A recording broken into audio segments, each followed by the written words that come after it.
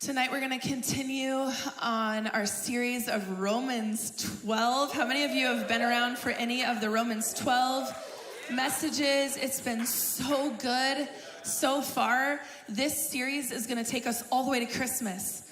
So just buckle up. We're just diving in one little verse, one little portion at a time, and we're looking at what godly community looks like. So we're coming from this place of we already know our identity. We know what Jesus bought and paid for us. We know that we're now sons and daughters and co-heirs. We have all of that understanding that his affections toward us do not waver with our behavior.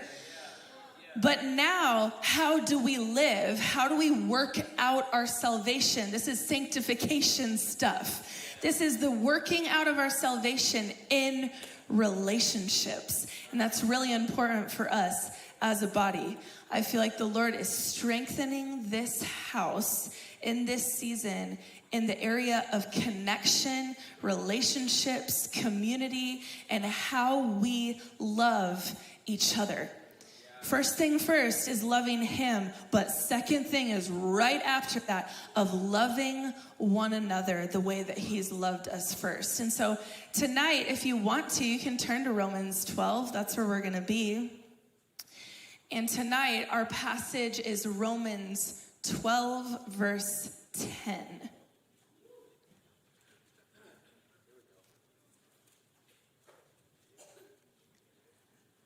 Love one another with brotherly affection. Outdo one another in showing honor. Love one another with brotherly affection and outdo one another in showing honor.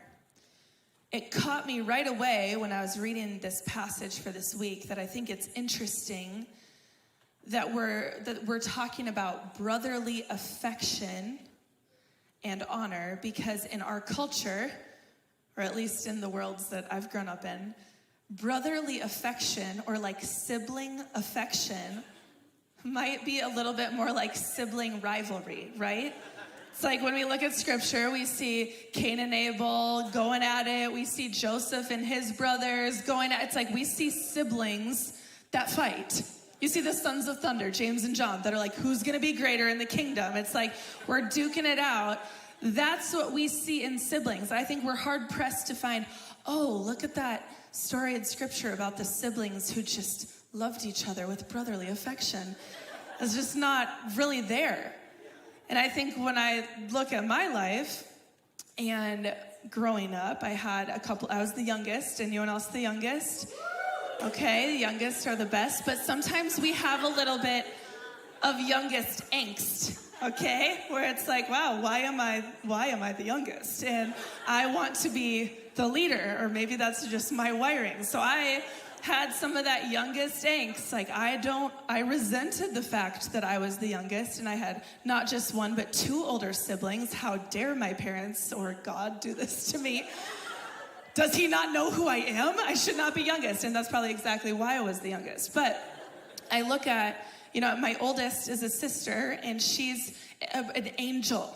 She just does all the right things. She's so amazing, gets straight A's, is so kind and patient. And I am the opposite of her. And so we didn't have a whole lot of conflict because I think she just kind of bared along with me. But then I have a brother. And maybe a couple of you may know who he is, but I have a brother, and him and I weren't quite as amazing as our older sister. And we were a little more like the sons of thunder. And so I think in our home, we just argued all the time. Everything was a fight, right? Did any of you have siblings like that? Our family always remembers one story. There's many. But one story where him and I are duking it out, I don't remember what our conflict was about, but we were upstairs and my mom was downstairs in the kitchen, and we were fighting about something, and I just started to get this idea that I could one-up him, because it was all about winning, who could win the fight, right? Right, of course, I'm not the only one, okay. And so I don't know where the idea came from, probably not God, but I started Sorry, I'm grabbing my mic. I started like slapping my arms and going, ow, ow, and making these like slap noises, like, ow, stop it, he's hurting me. And we're not even next to each other.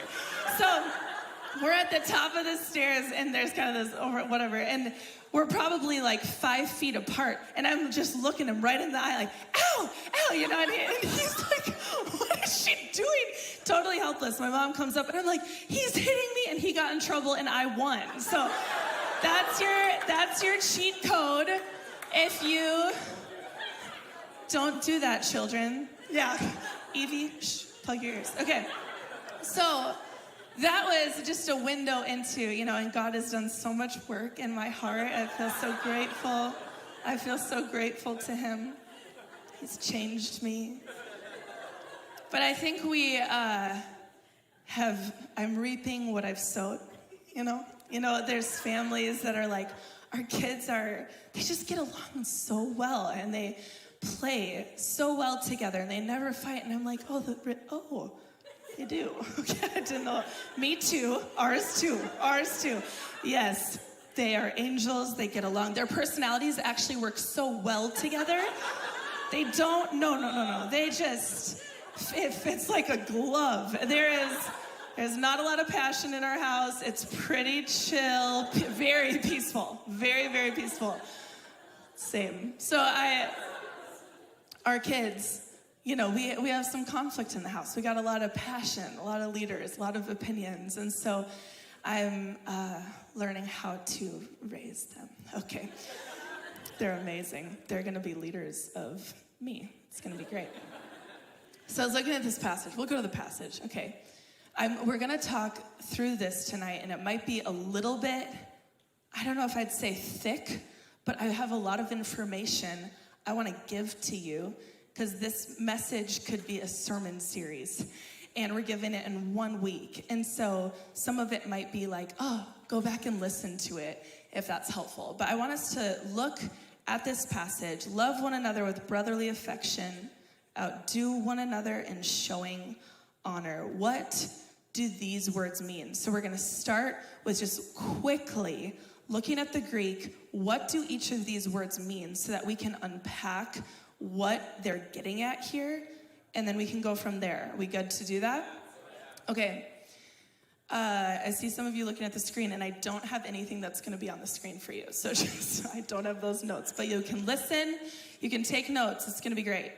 Love one another, or in other translations, be devoted to one another. So what kind of love are we talking about here? This love is talking about a mutual love, which I think is interesting. It's a love that goes 2 ways in a relationship. So agape is the type of love where you're lavishing love with no expectation of anything in return. That's the love in which God loved us. But with this love, it is a mutual love, a relational love, that is between a parent and a child. So it's that type of love, a mutual love between a parent and a child, and the tender love between a parent and child. So the mutual, tender love between a parent and their child is the love that we're supposed to love each other with. That's interesting. With brotherly affection, what does that mean? It's the love of brothers, of siblings, who cherish one another. So not just the love of siblings, so it's committed, yes, because it's family, but it's a cherishing type of love, okay? So love one another with mutual and tender love, and ones who cherish each other, okay?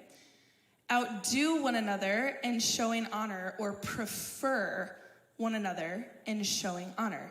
Means to go before or lead the way in honor. So what this looks like is, I am not loving you because of how you love me, or I'm not treating you well because you treated me well.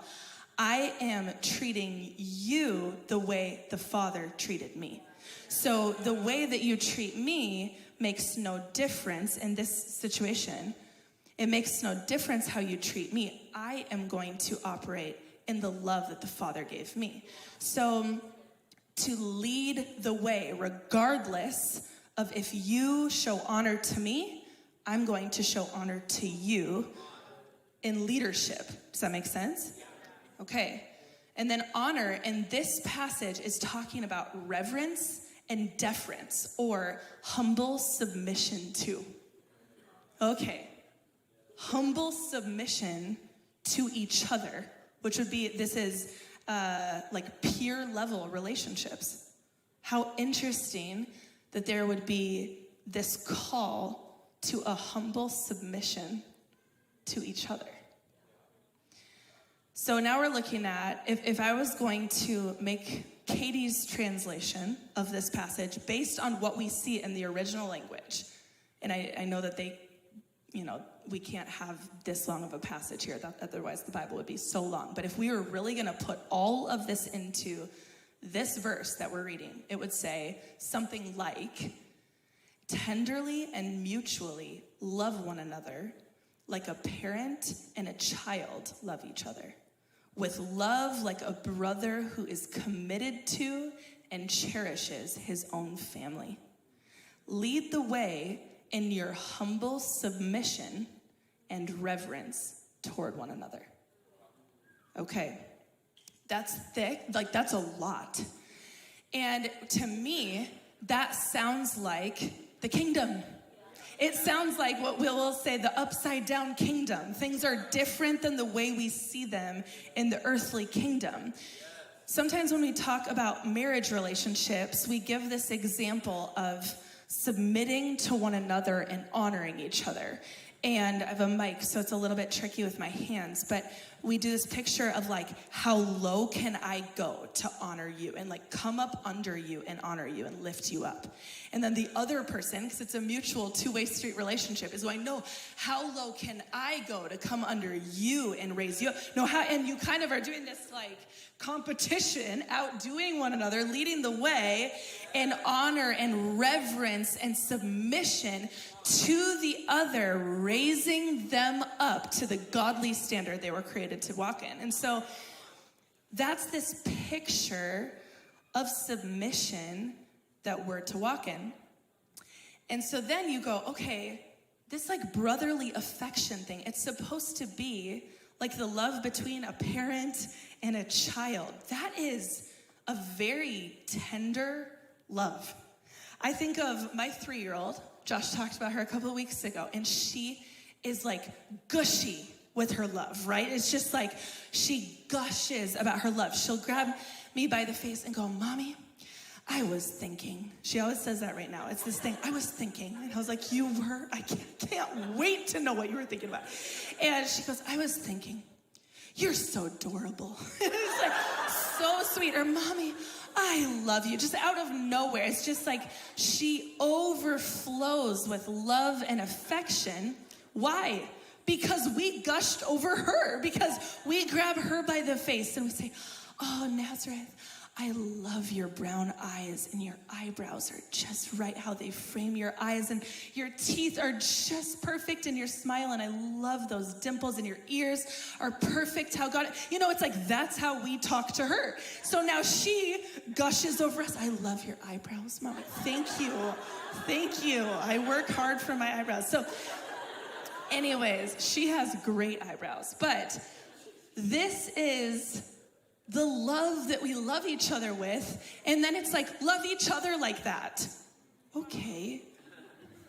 Haley, I'm just kidding. I'm not going to do that to you. But how often are you trying to grab the cheeks of your friend and being like, you're so adorable? It's like, you're not. It's like, but, and I know that that's funny, but it's like, there is, all these men are like, I don't know. Next, turn to your neighbor, grab their cheeks, and say, I'm just kidding. So, but really, that is the warmth and affection and tenderness that we are invited into. To look at a brother or a sister and go, you are precious in the sight of the Lord. I love how he made you. When I see you operate in your giftings, it makes me love him more. I love who you are. And it's the sincerity of tenderness and affection for each other. And for some of us, that feels really intimate because it is. But we were actually destined to have relationships that connect at that level. And that level can only be touched through the Spirit. If you want to build your relationships, it needs to be built on the foundation of honor. My advice as you build friendships and you're trying to form community with each other is get to know each other in the Spirit before you ever need to know what your hobbies and interests are. The thing that connects us is him. And so I would love to see beneath the surface, how did he make you? Who are you in the Lord? I love who you are. And now that's cool that you enjoy doing the same things I like doing. Great, that's awesome. But what I really love about you is what he put on the inside of you. That is what builds a firm foundation for friendships to weather the storms that are coming for your friendships. You will have conflict. You will have disagreements. You will have issues that come up between you. But if you know who each other are in the Lord, that can hold you. If honor is the foundation of your relationships, it will hold you. Honor is so important to the Lord. I think sometimes we think of honor a little bit like in a more of a shallow way of, oh, it's just like, is it just complimenting people? Is it just like telling them how great they are? And it feels a little fickle. And here we talk about having a culture of honor, right? If you've been to DNA, you know that we talk about that. Honor is really important to us. And while sometimes working the muscle of knowing how to compliment someone, if we want to call it that, is actually really helpful, it actually goes so much deeper than that. Honor is so important to the Father. The Trinity operates in like optimal honor. The way that they honor each other, the Father honors the Son, and the Son honors the Spirit, and the Spirit honors the Son, and they all are in this like that humble submission, mutual humble submission to one another of pushing the other up, right? Jesus does nothing without seeing the Father doing it. I mean, his meekness is just unreal, different message for a different day. But the submission that the Trinity models through honor is core to everything that we know.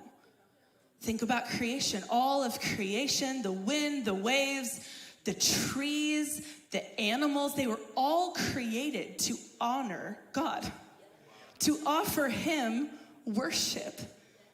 He has surrounded himself in honor. Think of the angels and the cherubim and the seraphim and the elders casting their crowns. He is surrounded by honor. Do you see this? Honor for him is infiltrating everything that he has created and everything that he cares about. Honor can be found in it. So we see in our culture, there is a breakdown of honor. Can you think about that? Like, okay, we are deconstructing honoring authority, honoring parents. We're deconstructing honoring the truth as it's said in the Word. We're deconstructing any type of honor, of truth. And so we're seeing that breakdown.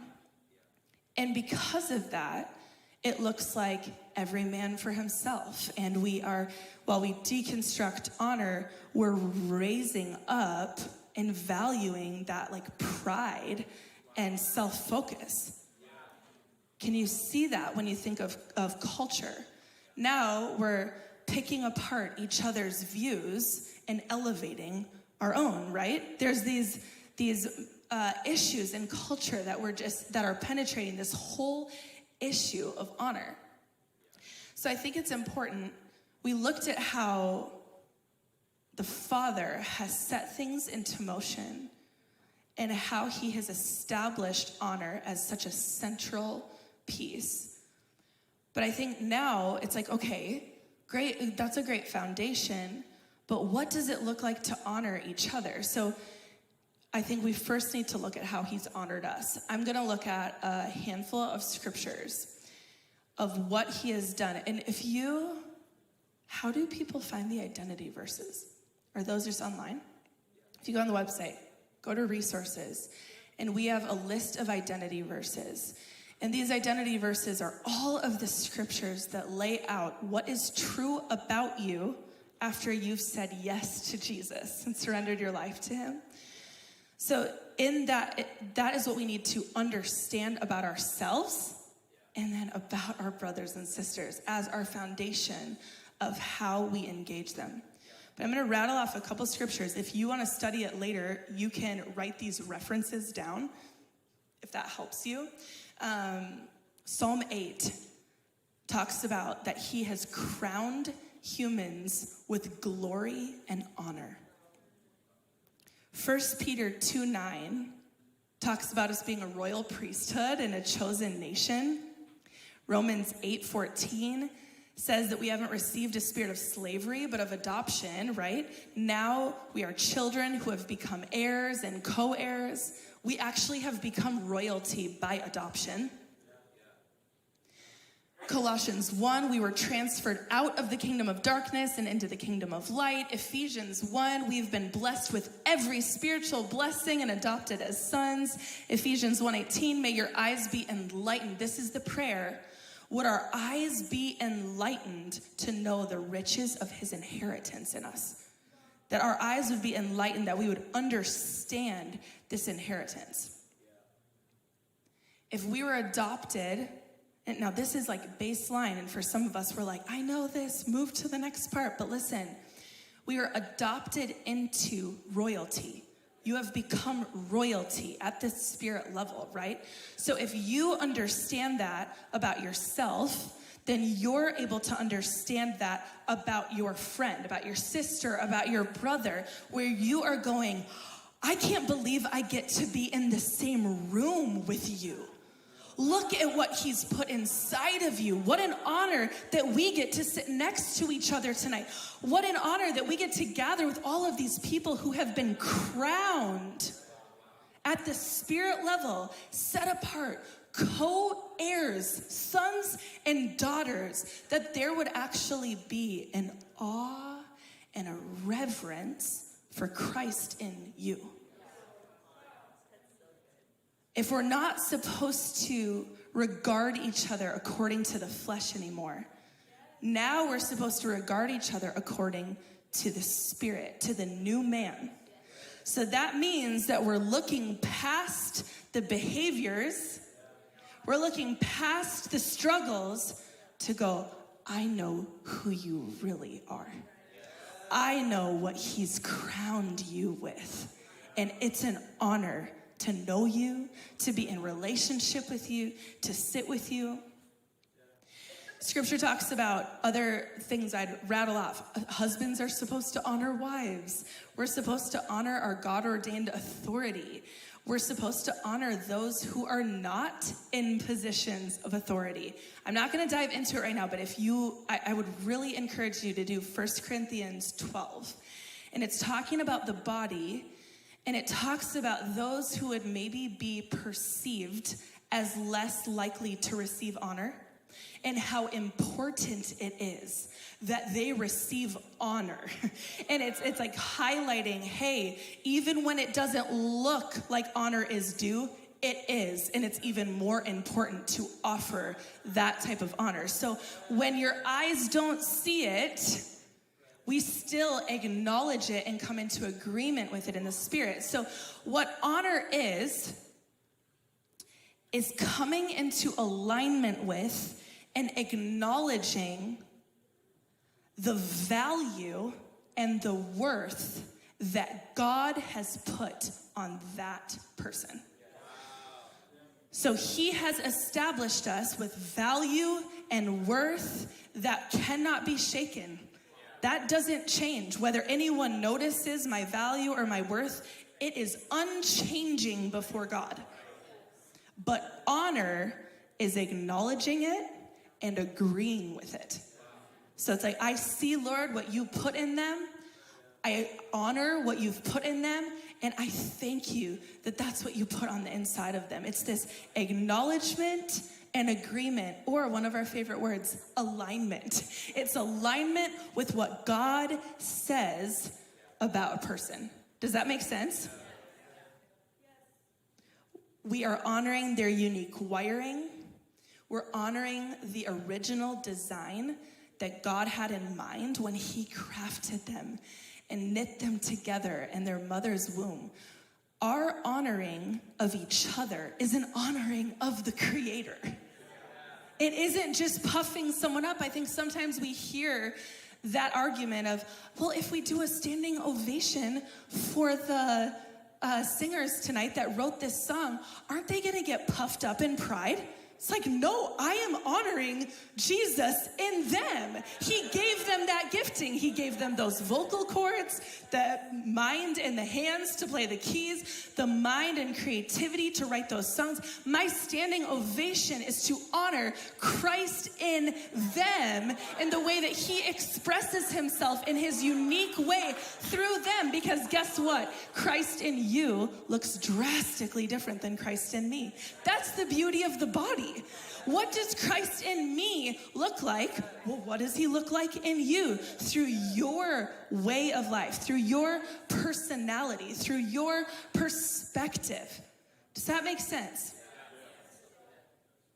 We honor God with our bodies. We honor him with our wealth. I mean, scripture just has honor throughout all of it.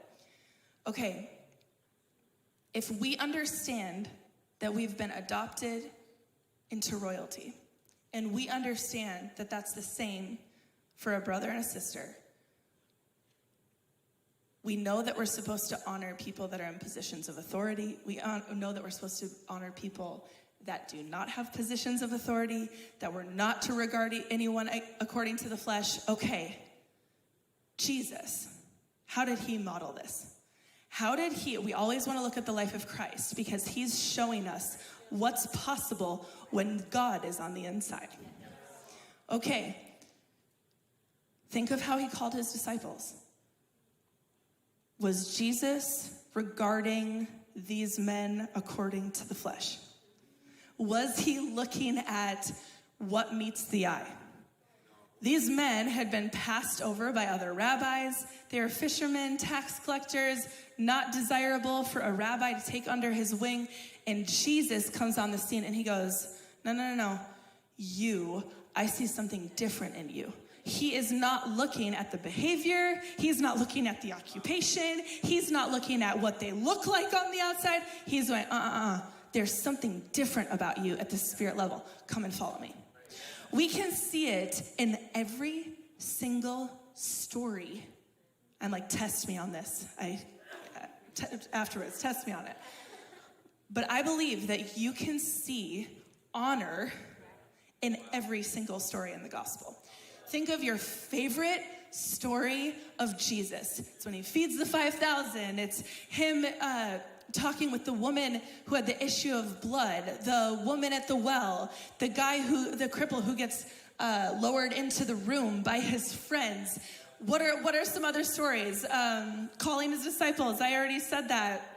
Mary and Martha, any of them. Honor is what's driving him. Honor for the value and the worth that God himself put on every human heart. There's the parable of the lost coin, right? Think about this. This parable teaches us that there's a coin, it gets dropped into the dirt, and it gets lost. And that coin takes on the appearance of the dirt more than it looks like a coin.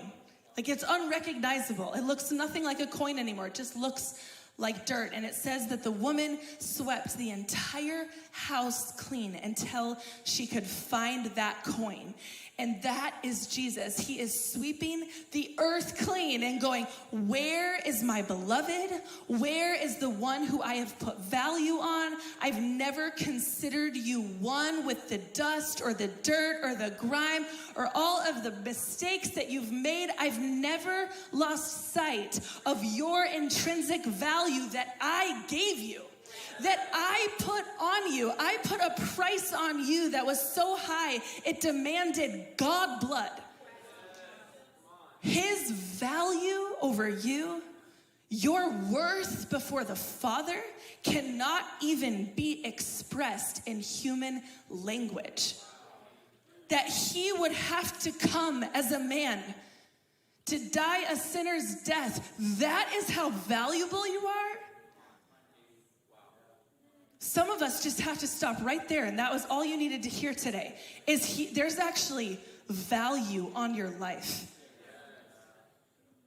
So if we have a revelation of our value and each other's value, there is a sobriety that comes with that it's not just acknowledging your value, but it's treasuring it.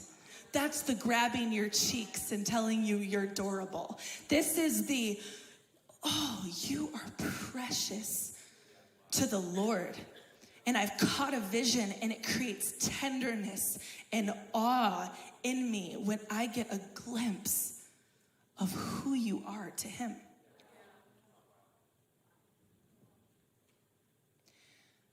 One of our girls, we parent with this framework. This framework of honor is so central to how we do relationships. It's even with the kids down the hall and everyday kids, and how we talk with them and how we train our owners to engage with them. It's infused with honor and value. And I'm remembering this story, one of my girls, when she was probably 10, we were at a park, and there's a little boy, and she's talking to him about Jesus and hearing about his life, and he starts talking, and I might get some of these details wrong because it's kind of just coming to me, but he starts talking about how he was 7 years old, and he starts talking about how he would watch YouTube at night, and at 3 a.m., you might have to help me with these details, at 3 a.m., he was teaching my daughter, at 3 a.m., that's the devil's hour. And at 3 a.m., Satan can do whatever he wants to do. And so I actually wake up at 3 a.m. and I watch this video where they teach on this and give the devil the night, essentially. And so my 10-year-old, who, like me, I have not heard about the 3 a.m. devil's hour. I didn't know. And so she didn't know this. And her response, this is honor. She goes, oh, man, your eyes were not created to see that. This is honor. So it's not like, don't watch that. You shouldn't be seeing that. How dare you tell me about that? I'm afraid that you told me. I mean, we definitely talked about it. She's like, so yeah, also, what is the devil's 3? Is that true? I was like, we'll talk about it. But for her response and reaction in that moment was this compassion of, oh, that's not God's design for you. And you watching that and being fascinated with that, oh, you were created to be fascinated, but not by that. And so I think she got him connected to like Maverick City YouTube or something. I have no idea. It's great. But it's like, this is an expression of honor. It's like when our kids make a mistake. Let's say one of our kids lies. We're not going, why did you lie? You're not supposed to lie. Stop lying. Lying's bad, whatever you would say. Instead, it's, oh, that is not who you are, honey. You are not a liar. God created you to be a truth teller. And I don't want you to ever feel like you need to lie to get what's needed. But telling the truth is what you were created to do. That's not who you are. Oh, you threw a fit, my toddler. Oh, we are on the floor kicking and screaming. It's like, this isn't who you are, honey. You stand up. So it's like there's a different perspective of honor that infiltrates everything. Your friend does something, well, okay, this is a different can of worms. When you see according to the Spirit, sin is out of character for that person, whether they are walking in that truth or not. So, let's say that you have a friend that does continue in this negative behavior, in this sin pattern, or whatever that looks like. And you could, if you're seeing according to the flesh, you're like, here they go again. Here's that pattern again. I've seen it before. Of course they're going to do that. They always do this. But if you see according to the Spirit, you keep no record of wrong. Woo! And you go, oh man, I'm surprised because it's not who you are. That's not who Jesus created you to be. That's not what he put on the inside of you. And you know that that thing you're going after is just the counterfeit of what you actually are longing for. Come on, that's not who you are. That's accountability in the kingdom. That's not the accountability of a lot of us have experienced, but it's the accountability that raises up a brother. Doesn't dig their face in the dirt and tell them how bad they are, but it convicts of their righteousness. And we're going to talk about that a little bit too. I would have had such a different experience, and maybe some of you can relate to me, if I would have had an adult in my life assign honor and value to me. Maybe when I was in middle school would have been a great time, a really great time for someone to, in tenderness and brotherly affection, grab my cheeks and say, do you have any idea how valuable you are? I grew up in the church. My parents were in leadership in the church. I should have known. I had no idea that I had any value. It's important to us that in this house that we carry a culture of honor. And this impacts our children. So I think of, I grew up in the church, like I said, and we did not have a culture of honor. And there was that culture of slander and assigning. There were things that were said to me that were assignments of death over my life, over the trajectory of where I would go. We carry the power of life and death in the tongue, right? That's all connected to this. And the things that were told to me by adults or told to my parents by adults, I should not be where I'm standing right now. I should want nothing to do with God. In this house, this gets so practical. I'm like almost fighting that I'm going here, but it's there. So I'm just going to talk about this for 1 second. When we are looking at children or youth in this house, we assign worth and value to them, and we never assign, oh, I see what they're going to be like when they grow up. Oh, I've seen that kind of girl before at that age and what that turns into. Oh, I know that kind of guy. He's going to be that way. You better watch out for that one. We do not speak this way about our children or about our youth. And if you feel something catch you in your heart and you're like, ooh, I don't, look, I'm getting so specific. You see a 13-year-old girl walk in to church, and maybe you think her skirt is too short. Why am I going here? Holy Spirit. I think this is important because I'm fighting him, and he's pressing. So someone needs to hear it, so we'll go with it. You think her skirt's too short, and too much of her whatever is showing. And you're seeing this 13-year-old girl, and instead of assigning, oh, I know where you're headed, I know that type, Instead, you assign worth and value to her. And if you are not relationally connected to her, listen, if you do not have authority in her life where she feels safe with you, please do not talk to her about it. And pray that God would give her a revelation of her worth and her value, and shut your mouth. Okay? These things, it matters. And I know that if I talked to women right now and I said, stand up, if I am talking about what happened to you, probably half the room would stand up. It is like a poison in the church where there's this holier than thou perspective that it's all about behavior modification and what it looks like on the outside. And we need to be committed to the heart. And we need to be okay when it's a little bit messy. And maybe this girl, you don't feel like it's very modest. And maybe she's right up here and you're like, well, that's a distraction. Get God's heart. Get his heart and zip your lip. And don't talk to your neighbor about it or your friend on the drive home. Zip your lip and walk in honor. Okay, whoa. Okay. Okay.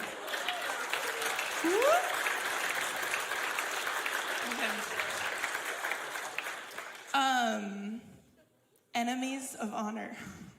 Let's talk about that. There's some enemies of honor.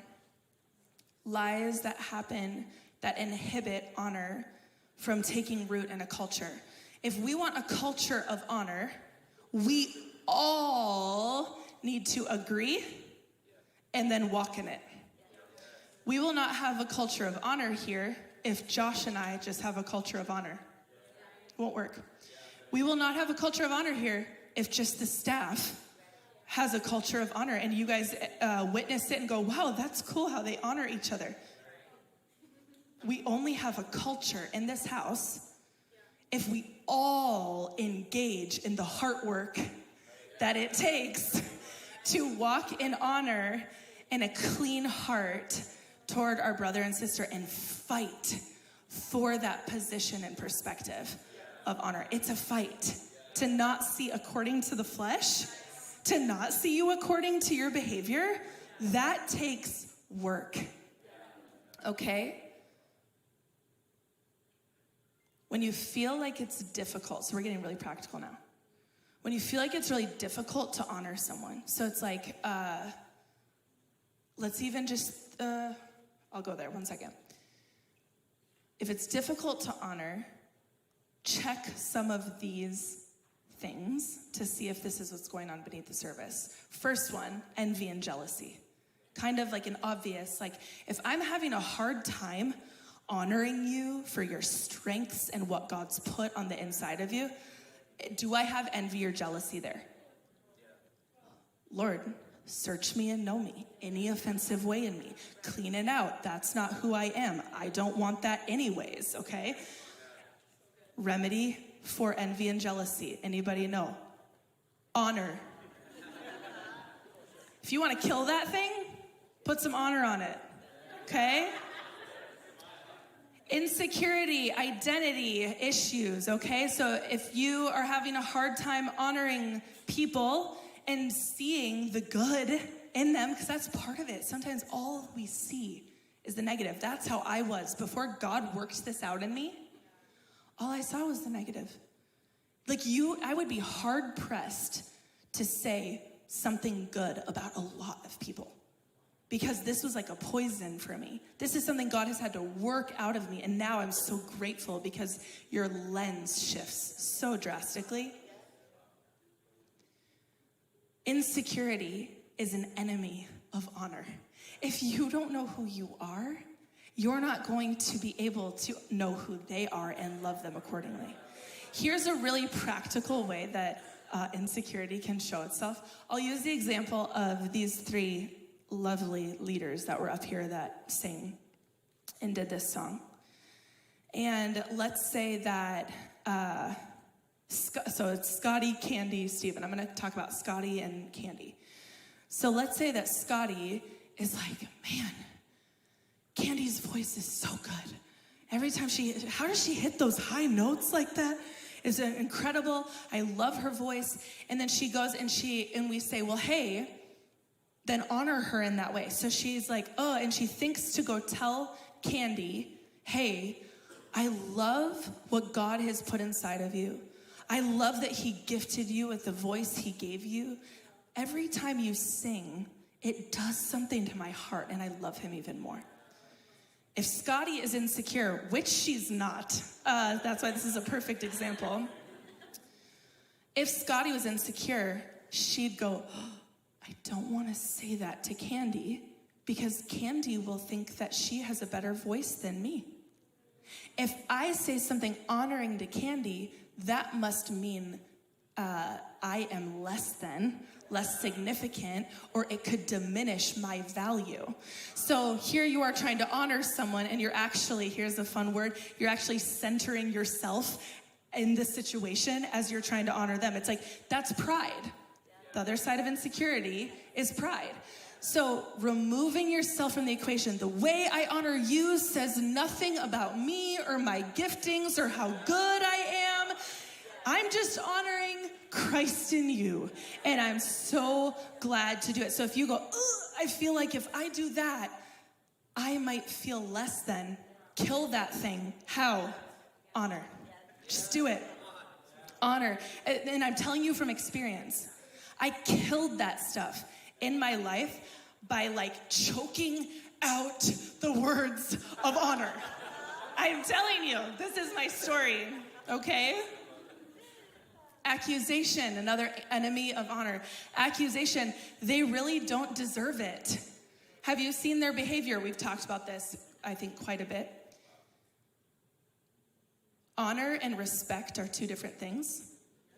Respect is praising someone for their behavior at the soul level. Honor is toward their position in the spirit. That's why honor carries so much more weight, okay? Honor is an appeal to their identity. Okay, I'm looking because I think we've covered a lot of this. On accusation, we don't just honor because they're honorable, right? We honor because God has honored us, and we're a part of an honorable kingdom. So this is how we behave. We honor each other, okay? This is an obedience thing too. Okay. Conflict and disagreement. That's another enemy of honor, right? So you're butting heads around your beliefs or about your habits or whatever that is. And oftentimes, what it looks like when we have conflict is we create distance between us and the person that we had conflict with. We rehearse and re-rehearse the way that we think we've been wronged.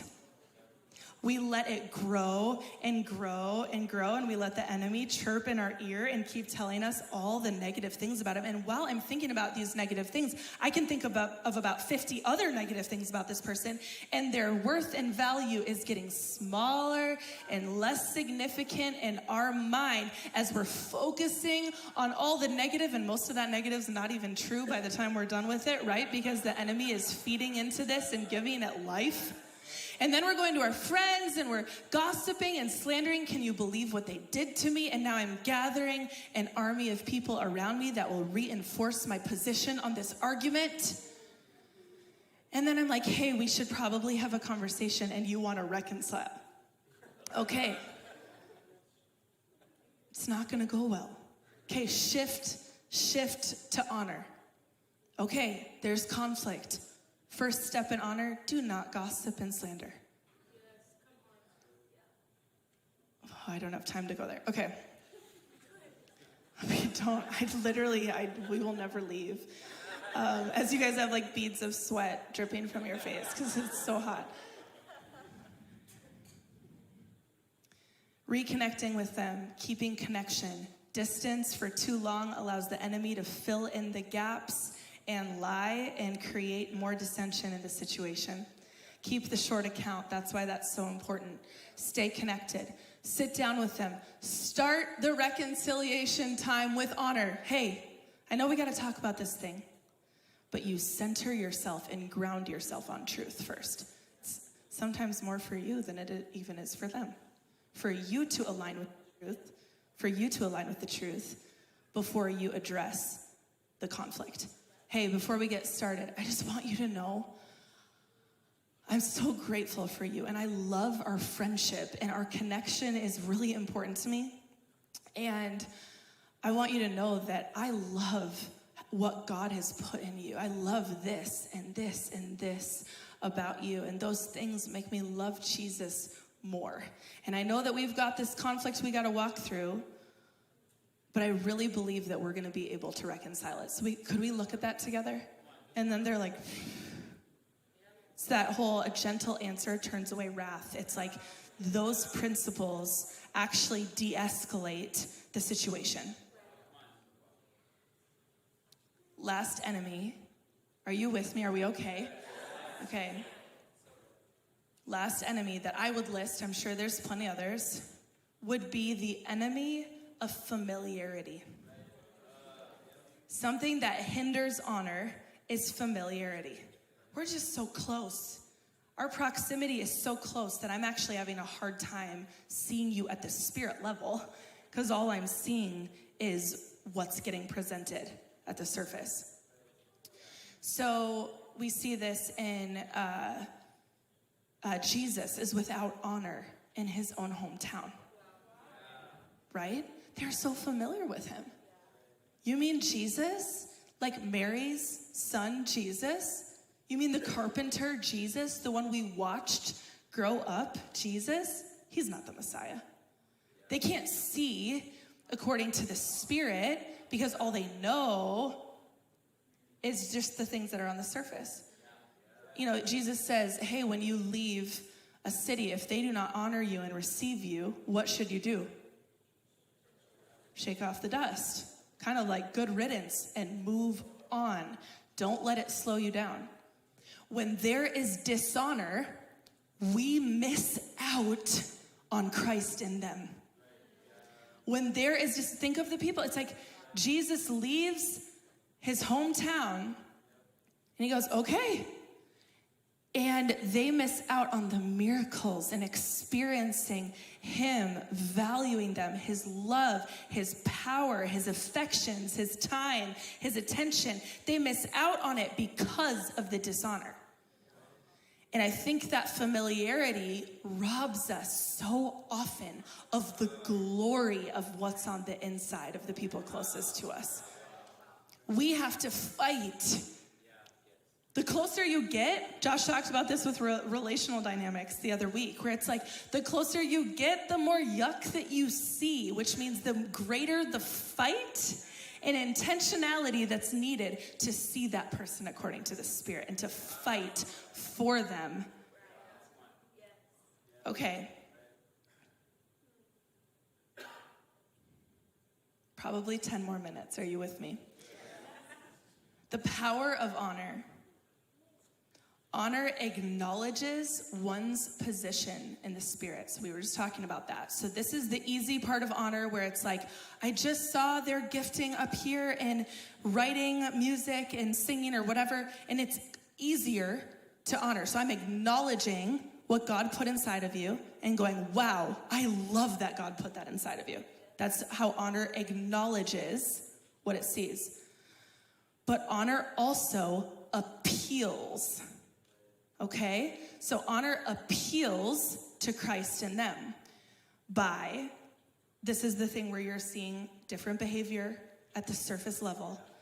So now you're appealing by saying, that's not who you are. That's an appeal to their spirit, right? Where you're like pulling at their spirit, making an appeal.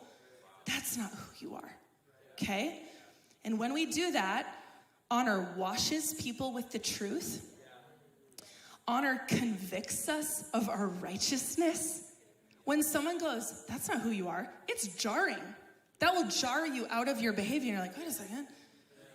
You're right. That isn't who I am. That's not what I was created to do. It convicts us of our righteousness. Honor raises people up. So that's that humble submission to each other and coming up under to raise them up in honor. And honor crowns people with value. It's just agreeing with God, saying, you put value on it, so do I. I'm going to crown that person with the honor and the value that they're due. And lastly, honor softens our hearts. If you're feeling cold and dry and barren relationally, open up your mouth in honor, and you will watch the entire relationship change. Okay, so this is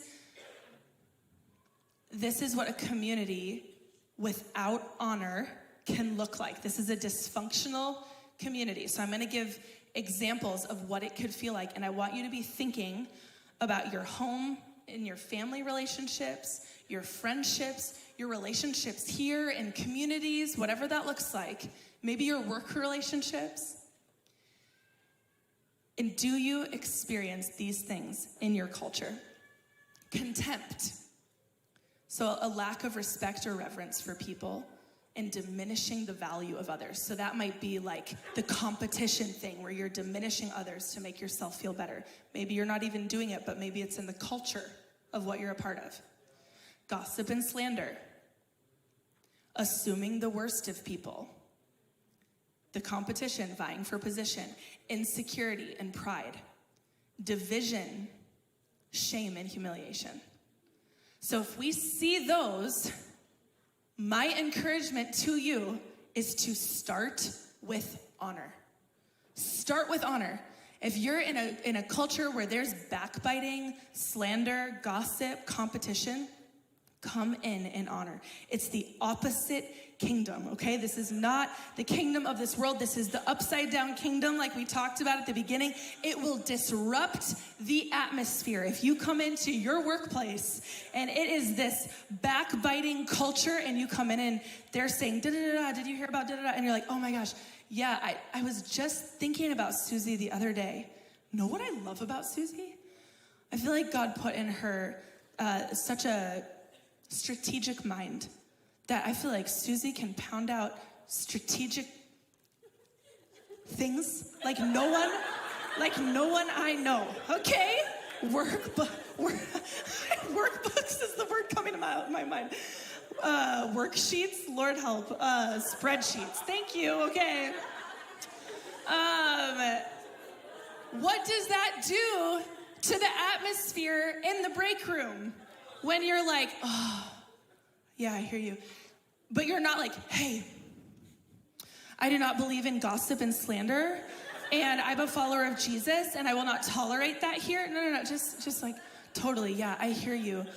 But I think something that's amazing about Susie is this. It's as simple as that. It's so simple. It'll catch them a little bit. You might feel pretty awkward in your own skin. Just move along. Move along. But you can disrupt the culture when honor is on your tongue. Okay? A community that's infused with honor, carrying a culture of honor, it's going to feel safe. People are going to feel seen, known, and loved. You're going to know when you're a part of that community that if you fall and if you mess up, that people are going to pick you up and keep you accountable to who you actually are. That's such a safe thing. You aren't going to be able to be stuck in shame. You're less likely to veer off course. That's so huge. And you know that you're going to be reminded of the truth. In a culture of honor, celebrating each other is such a joy and a significant part of how that culture feels. If you've been a part of Everyday for a while, you maybe have done something that we call honor time. Raise your hand if you've ever done honor time here. Everyday was built on honor time, okay? When we were in houses, we would gather in groups of 3 to 5 and go honor each other. You maybe had never even met that person before, so now you're operating in the prophetic and you're listening to Holy Spirit and you're assigning value to that person. Holy Spirit, what did you have in mind when you knit them together in their mother's womb?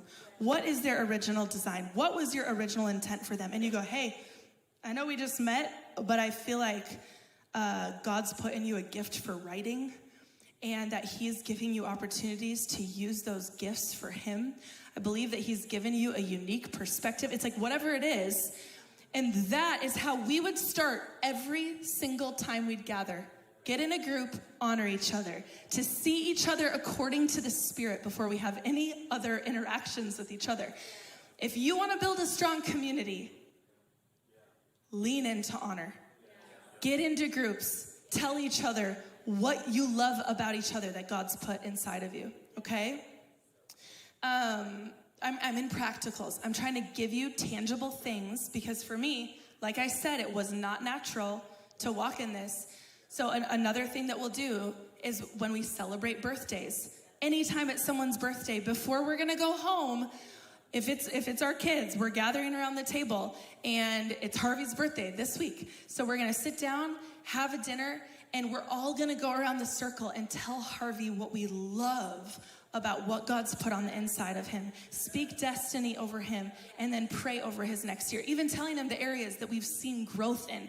We just shower him with honor and affection for every birthday. Work it into your systems. Change the way that you do birthdays. It helps to tether you when it's a rhythm. Introductions. I know I'm practical, but I want to give you these. Introductions. Make it a goal that you never introduce someone again without honoring them in some way in the introduction. I'm talking about at the office, at school, like casual stuff. I'm not talking about having a microphone in your hand. I'm talking about just interacting. You're like, hey, have you met Susie? Have you met Susie? I work with her. We're da-da-da-da. She's amazing at her job. Man, I was actually just talking to someone the other day, and I was telling them how strategic of a mind God gave her. This is Susie. And she's like, what? And people are like, I've never seen love like that before. This is so countercultural. People are not used to it, but they crave it.